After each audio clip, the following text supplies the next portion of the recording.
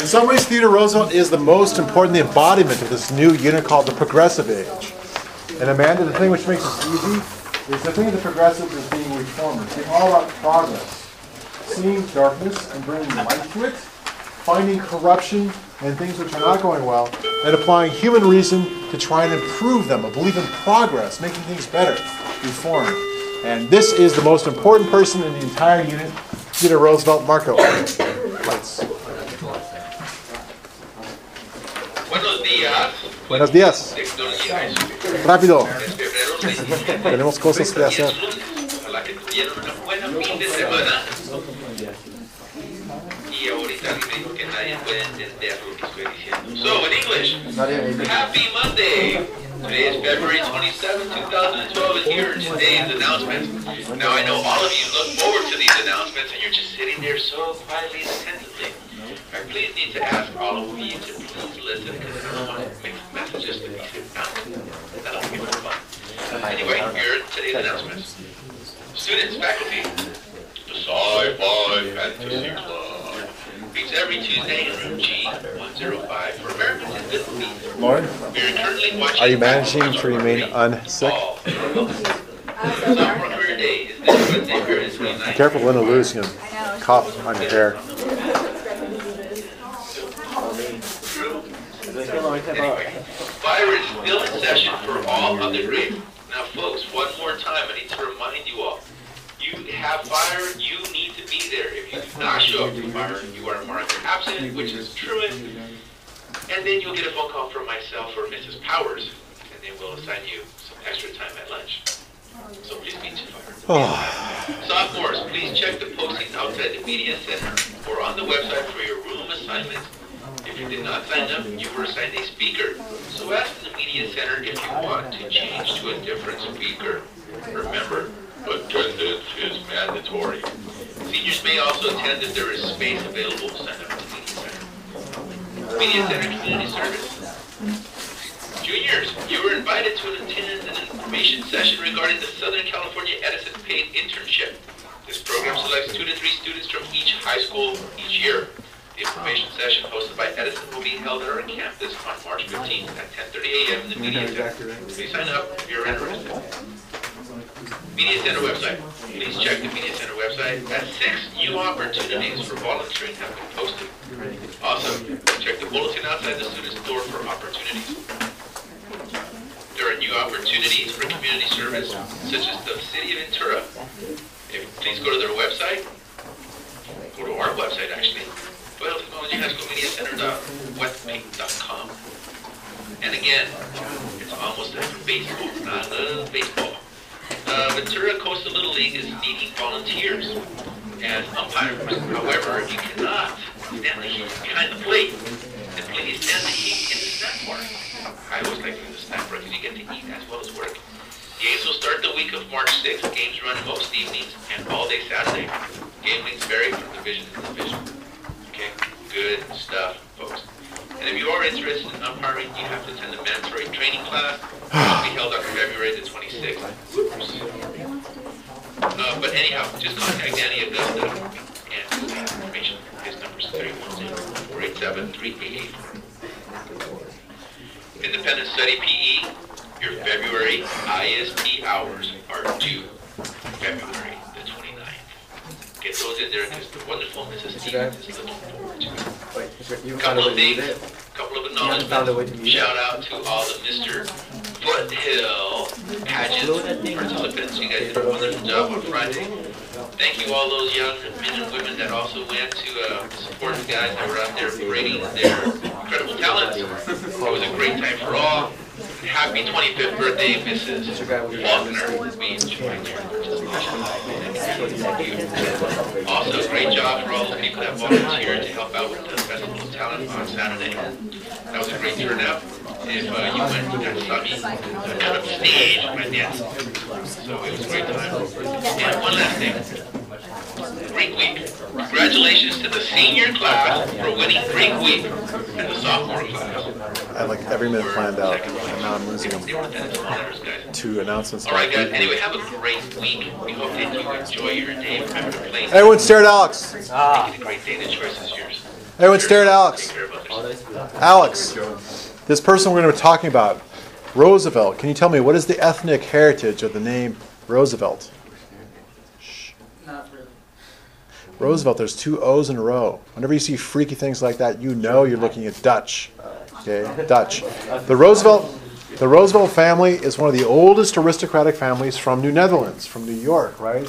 With Peter Stuyvesant. In the earliest days of New York, when it was run by the Dutch, his ancestors came to the United States. Okay, they're very well-to-do, established, prominent family in New York City.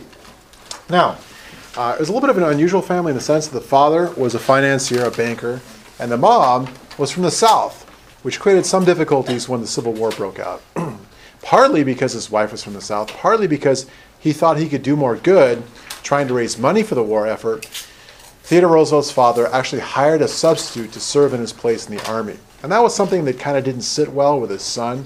In some ways, he's kind of trying to make up for what happened to his father with his own life in terms of serving in the military, things like that, being the manly life. Anyway, Theodore Roosevelt was born to this family in New York City, and he was very sickly as a child. He had horrible asthma. In fact, some of the doctors thought that he wouldn't survive his infancy. For example, there were sometimes he had such difficulty breathing, they would actually hold him upright and force him to sleep, kind of sitting up in a chair to try and force his chest open to keep him to breathe. Bottom line is his father sat down with Theodore Roosevelt when he was still pretty young, and he said this to him. Okay, he said, "Son, you don't have a strong constitution. You're not really that physically healthy. So what you have to do is you have to do everything within your power to try and make yourself healthy. Right? You have to almost will yourself to become healthy." So what they did is they installed the 1870s version of a weight room in their house. And Theodore Roosevelt took this idea to heart. And by the time he was 15 or 16, he was totally physically healthy. He had a barrel chest, and he was in outstanding physical condition, and he had overcome his physical difficulties. For example, his asthma pretty much disappeared. And it would come back, though, in his life whenever he worked too hard and didn't get enough exercise, which happened time to time. But he became a huge exponent of the vigorous life, of living an outside life, of doing physical things. For example, when he was 15, he was in Maine, hiking in the mountains up there. And one day with his buddy, hiked all the way to the top of this little mountain and hiked back down, got back to the foot around 2 o'clock, looked at his friend and said, "Let's do it again." Went all the way back up to the top and came back down in the dark, right? And he was in physically very good condition, okay? As a teenager, he's a huge, passionate fan of becoming what they called a natural philosopher, what we would call a biologist. He would go ahead and get all sorts of specimens of bugs and animals and stuff them and study them. And he thought about becoming a scientist, okay, a biologist.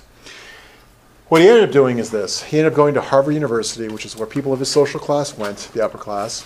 And while he was there, he was only semi-engaged with his studies, but he became really passionate in learning about the War of 1812. And completely out of school, not for any class, he ended up writing an entire book on the United States Navy's performance during the War of 1812.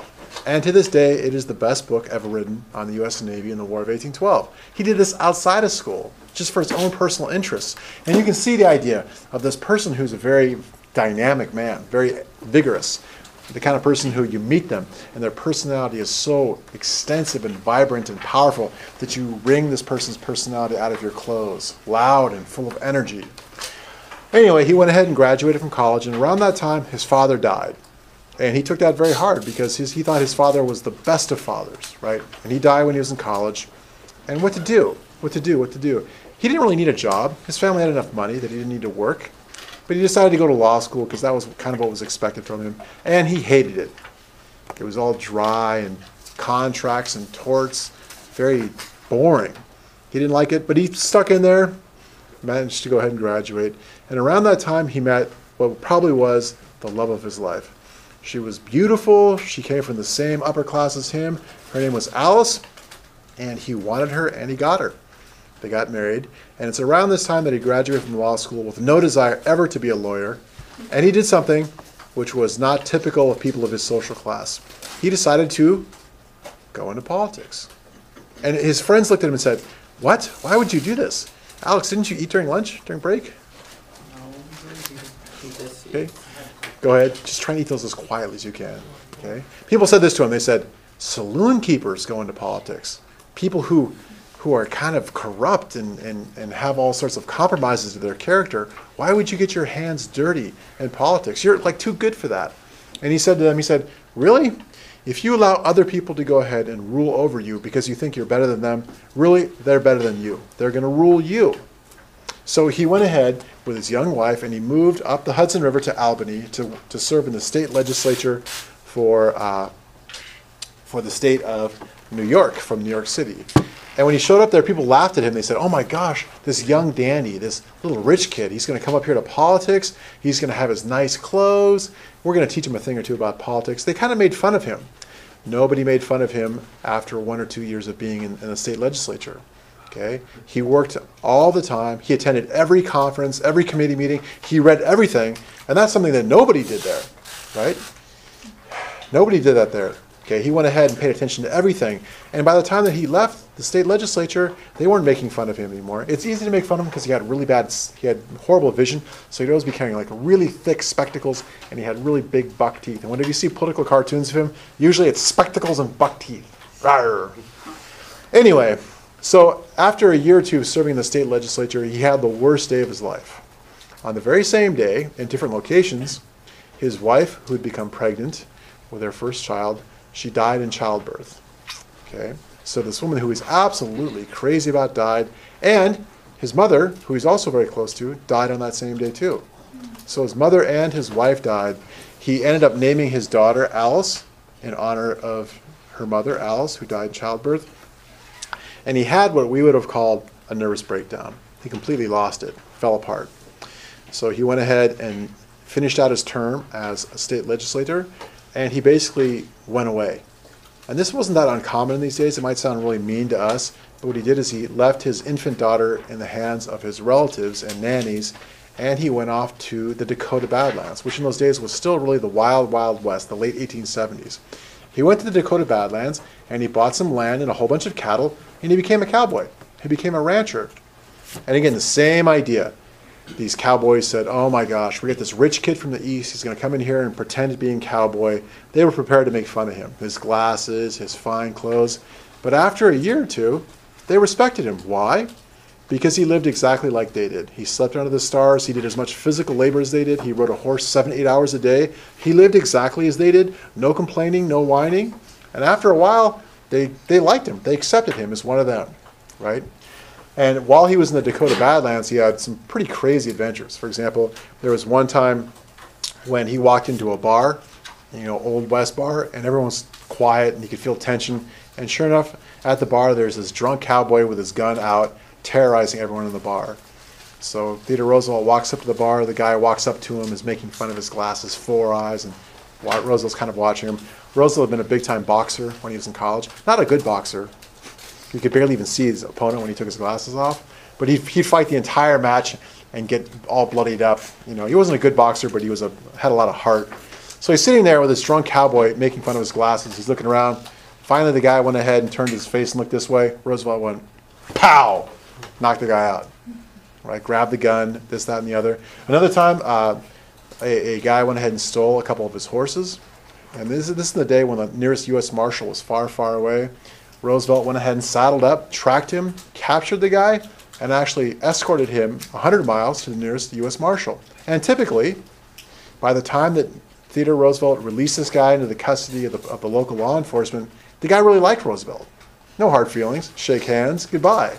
And it's part of his personality. He was very engaging, very dynamic, very much a positive person, a person who would never whine or make excuses, and everyone pretty much liked him. Then, in the late 1870s, in one horrible winter, this huge blizzard came in and killed all of his cattle and ruined him. And it killed all of his neighbors' cattle, too. It was just ruinous snowstorm there in the Dakota Badlands. What did he do? He didn't complain, didn't whine. He lost pretty much all of his money, but he sat there and said, okay, well, there's that. I mean, I can see a certain kind of person say, the love of my life has died. I'm going to crawl into a bottle and you'll never see me again. Or, gosh, I've been ruined economically. I'm going to go ahead and bemoan my fate forever. He didn't do any of those things. He sat there and said, well, there's that. I'll make money some other way. Didn't complain, didn't stress too much about it. Yeah. He had money. But it was all sunk into this real estate issue with all the cattle and stuff. Okay, so He took all his family's